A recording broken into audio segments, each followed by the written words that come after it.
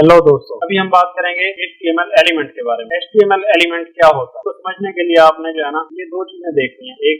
एक ये HTML element है हमारे पास, और जो दूसरा जो HTML एलिमेंट है वो ये है हमारे। अभी इससे थोड़ा सा आपको कंसेप्ट क्लियर हुआ होगा, वो ये कि HTML एलिमेंट क्या होता है हमारे पास। ये ओपनिंग टैग और उसका जो कंटेंट होता है दरमियान में जो लिखा हुआ होता है, और उसका क्लोजिंग टैग, इसको हम मुकम्मल को कहते हैं HTML एलिमेंट। ये तो हुई बात ऐसे HTML एलिमेंट के बारे में जो पेयर्ड टैग, यानी पेयर्ड टैग कौन से होते हैं मैंने आपको पहले भी बताया हुआ है। ये जिसका ओपनिंग एक टैग हो और उसका एक क्लोजिंग टैग भी हो। और कुछ एलिमेंट HTML एलिमेंट ऐसे भी होते हैं कि जिनका क्लोजिंग टैग नहीं होता, उनको हम एम्प्टी HTML एलिमेंट कहते हैं। जैसे ये एक इमेज HTML एलिमेंट, ये एम्प्टी टैग है। अब इसका जो है ना, इसका तो हुआ जो पेयर्ड एलिमेंट था, उसका जो दरमियान का कंटेंट था वो टैग के दरमियान में लिखा होता है। ये जो एम्प्टी टैग होता है, इसका जो कंटेंट होता है ये SRC में लिखा होता है। वो जो इमेज का पाथ हमने दिया है वो उसका कंटेंट है। तो HTML एलिमेंट क्या हुआ कि ओपनिंग टैग, क्लोजिंग टैग और उसके दरमियान में लिखा हुआ कंटेंट एक HTML एलिमेंट कहलाता है। या कोई एम्प्टी टैग है तो उसके दरमियान में SRC में लिखा हुआ जो उसका पाथ होता है, जो चीज हम एंटर करना चाह रहे होते हैं, उसको हम कहते हैं कि ये कंप्लीट HTML एलिमेंट है। अब इसको मैं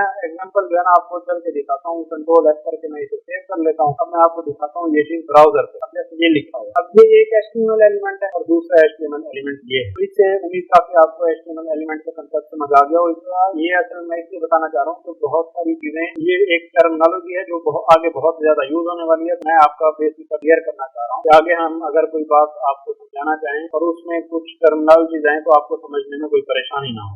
अपना HTML एलिमेंट की दो टाइप्स होती है, एक है इनलाइन HTML एलिमेंट और दूसरा है block HTML element. Inline element की खासियत ये होती है कि वो एक तो ये है कि उतनी जगह देते हैं हमारे व्यू पोर्ट पर जितना उसका कंटेंट होता है, और दूसरा ये है कि वो वहीं से ही शुरू होते हैं कि जहाँ पिछला हमारा HTML एलिमेंट खत्म हुआ होता है। और जो ब्लॉक HTML एलिमेंट हमारे पास होते हैं वो इसके बिल्कुल अपोजिट होते हैं। वो क्या है कि एक तो ये है कि वो व्यू पोर्ट पर जगह मुकम्मल विड्थ है, और दूसरा ये है कि जब भी वो स्टार्ट होते हैं तो न्यू लाइन से स्टार्ट होता है। अब हो सकता है ये आपको कंफ्यूजिंग लगे, तो इसको मैं आपको एग्जांपल से एक्सप्लेन करता हूँ। अब ये मैंने जो है ना 4 HTML एलिमेंट लिए हुए हैं, इनको मैंने कमेंट किया हुआ था पहले। कमेंट का मतलब ये होता है कि जो हमारे टेक्स्ट एडिटर पर कुछ लिखा तो होता है लेकिन वो शो नहीं होता हमारे व्यू पोर्ट पर, या कहीं भी वो कोड एग्जीक्यूट नहीं होता। तो इसमें यूं है कि ये कमेंट करने के ना कुछ फायदे भी होते हैं।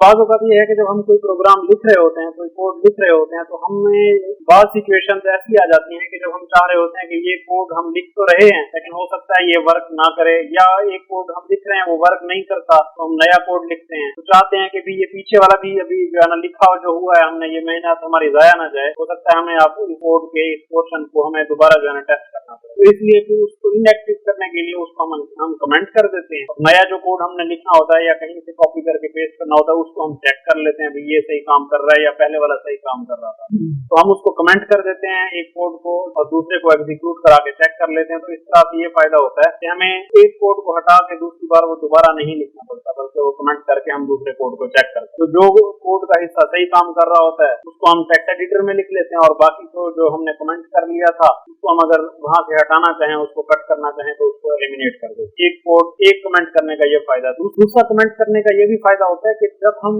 कोई भी कोड लिख रहे होते हैं तो वो इतना लेंथी होता है कि हम 1000 लाइन का कोड आ गया फर्ज किया, या 2000 लाइन का कोड आ गया, तो हम जो कोड लिख रहे होते हैं उसके साथ साथ ही हम कमेंट भी करते जाते हैं कि अब हम ये कोड का ये पोर्शन लिख रहे हैं, ये हम काम कर रहे हैं, वो काम कर रहे हैं। फर्ज किया ये हमारा जो इमेज है वो एक लोगो इमेज है, मैं यहाँ कमेंट कर दूंगा कि यार अब मैं जो है ना लोगो डिजाइन कर रहा हूँ, लोगो। अब मैं इसको कमेंट कर देता हूँ। अब ये कमेंट हो गया। अब ये देखिए ये अब कोड का ये हिस्सा लिखा नहीं जाएगा, मतलब ये एग्जीक्यूट नहीं होगा। अब ये वाला इससे हमें ये लगेगा कि यार ये जो है ना हिस्सा ये हमारा एक लोगो है। अब इसका फायदा ये होगा कि कल कला हमें कोई भी चेंजेस करना पड़ती हैं तो 2000 लाइन का कोड जो है ना हमें दोबारा समझने की जरूरत नहीं पड़ेगी, बल्कि हम आके अगर लोगो में चेंज करना है तो यहाँ हमें पता लगेगा तो ये जो हमने कमेंट किया होगा जो चीज, ये हमें पता लग जाएगा कि यार यहाँ से लोगो स्टार्ट हो रहा है, मैंने जो भी चेंजेस करनी है। या बात सूरत हाल ऐसी भी होती है कि वो चेंजेस जो है ना वो आपने नहीं करनी होती, जो दूसरा प्रोग्रामर होता है वो आगे करता है कि वो कोड तो किसी और ने किया था, उसको मेंटेन कोई और कर रहा है, तो वो जैसे ही आएगा उसे समझ आ जाएगा तो मैंने यहाँ जो भी चेंजेस करनी है वो यहाँ करनी है। अब इसका करने का तरीका कार ये होता है कंट्रोल फॉरवर्ड स्लैश।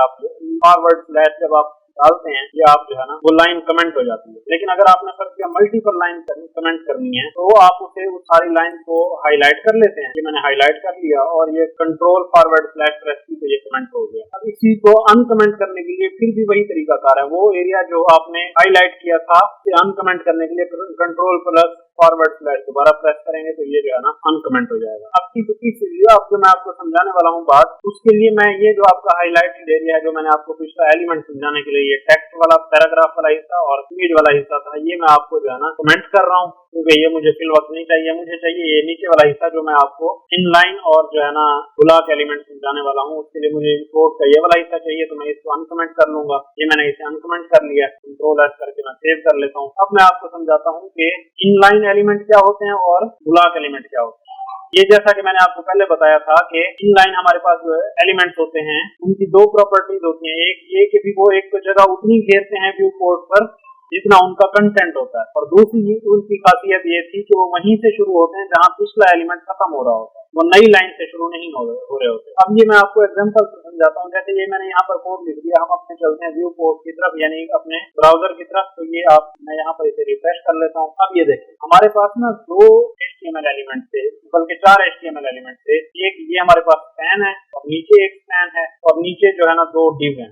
अब ये जो स्पैन है ना ये हमारे पास HTML एलिमेंट है जो इनलाइन है, यानी ये पहला एलिमेंट और ये दूसरा HTML एलिमेंट जो है ना, मैं इनको यहाँ से डाल देता हूँ ताकि आपको अच्छे से समझ आ सके। ये देखिए ये जो HTML एलिमेंट है ये है इनलाइन HTML एलिमेंट। स्पैन जो है ना इनलाइन HTML एलिमेंट है और ये भी इनलाइन HTML एलिमेंट। अब ये हम व्यू पोर्ट पर आए, इसको कहते हैं व्यू पोर्ट। ये इस सारे एरिया को जो हमारा वेब पेज का ये वाला हिस्सा होता है इसको व्यू पोर्ट बोलते हैं। अब पहला जो HTML स्पैन एलिमेंट था वो स्पैन टैग था, उसमें जो कंटेंट था ना this is the text that and here, यहाँ तक जो है ना एक पहले HTML टैग में लिखा हुआ, वो जैसे ही खत्म हुआ वहीं से जो है ना दूसरा हमारा टैग जो है ना शुरू हो गया स्पैन टैग। वो मैंने आपको बताया था कि वो इनलाइन HTML एलिमेंट था। अब पहला जो था उसने इतनी जगह घेरी और उसके बाद जो है ना दूसरा जो है ना HTML एलिमेंट शुरू हो गया जो फिर जो है ना एक इनलाइन HTML एलिमेंट था, जहाँ पहला खत्म हुआ वहाँ दूसरा शुरू हुआ। अब ये क्योंकि ये देखिए ये जगह बची हुई है। अब अगर फर्ज किया कि मैं यहाँ एक और कॉपी करके यहाँ एक और डाल देता हूँ ना,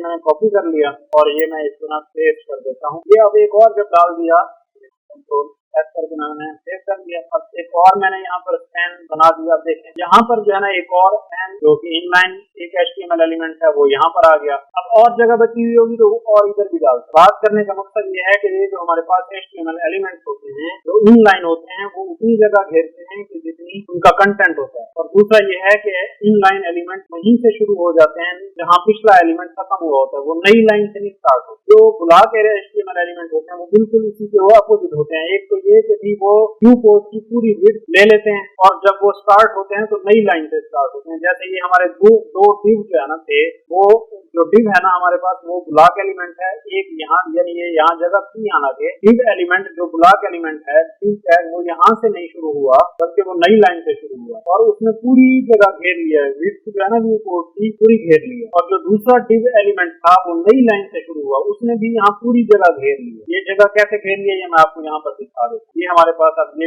ये मैंने स्पैन इधर से कॉपी करके ना यहाँ मैं एक डाल देता हूँ। ये मैंने यहाँ डाल दिया। अब जो ये स्पैन हमारे पास आ रहा है ना ये आखिरी वाला स्पैन ये अब नई लाइन से स्टार्ट होगा। उसकी वजह ये है कि जो ये डिव है ना हमारे पास इसने व्यू पोर्ट की सारी जगह घेर ली। अब मैं आपको यहाँ पर दिखाता हूँ, यानी वो जो नया स्पैन हमने डिव एलिमेंट के बाद कॉपी करके पेस्ट किया है वो यहाँ नई लाइन से स्टार्ट होगा। उसकी वजह ये है कि इससे पिछले वाला जो डिव था उसने व्यू पोर्ट की ये सारी विड्थ जो है ना घेर ली थी या ऑक्युपाई कर ली थी। मैं अब आपको रिफ्रेश करके दिखाता हूँ तो ये आप सॉरी मैंने सेव नहीं किया था, मैं इसको सेव कर लेता हूँ कंट्रोल एस करके। ये मैंने सेव कर लिया और ये रिफ्रेश किया तो ये this is the text that ये देखिए स्पैन एलिमेंट, स्पैन जो है ना हमारा इनलाइन HTML एलिमेंट है वो नई लाइन से स्टार्ट हुआ, जबकि पिछला हमने ये वाला जब डाला था वो वहीं से स्टार्ट हुआ। अब ये नई लाइन से इस वजह से स्टार्ट हुआ क्योंकि इससे ऊपर वाला जो है ना वो ब्लॉक एलिमेंट है और उसकी ये व्यू पोर्ट की सारी विड्थ जो है ना आपको पाएगा। उम्मीद काफी आपको जो है ना ये HTML एलिमेंट कमेंट और इनलाइन और ब्लॉक HTML एलिमेंट के बारे में पता चल गया होगा। मैं एक बार फिर से रिपीट कर देता हूँ। HTML एलिमेंट जो है ना ओपनिंग टैग, क्लोजिंग टैग और उसके दरमियान का जो भी एक HTML एलिमेंट का कंटेंट होता है ये तमाम को हम कहते हैं कि ये HTML एलिमेंट है। इनलाइन एलिमेंट ऐसे एलिमेंट होते हैं कि जो व्यू पोर्ट पर उतनी ही जगह घेरते हैं कि जितनी उनका कंटेंट होता है और वो नई लाइन से शुरू नहीं होते बल्कि पिछला कंटेंट या HTML एलिमेंट जहाँ एंड हुआ था, जिसका कंटेंट जो है ना पिछला खत्म हुआ था जिस एलिमेंट का, वहीं से ही वो इनलाइन एलिमेंट स्टार्ट हो जाता है। और इसके अलावा में जो हमारे पास ब्लॉक HTML एलिमेंट होता है, वो एक तो व्यू पोर्ट की पूरी विड्थ ले लेता है, और दूसरा ये है कि जब वो स्टार्ट होता है नई लाइन से स्टार्ट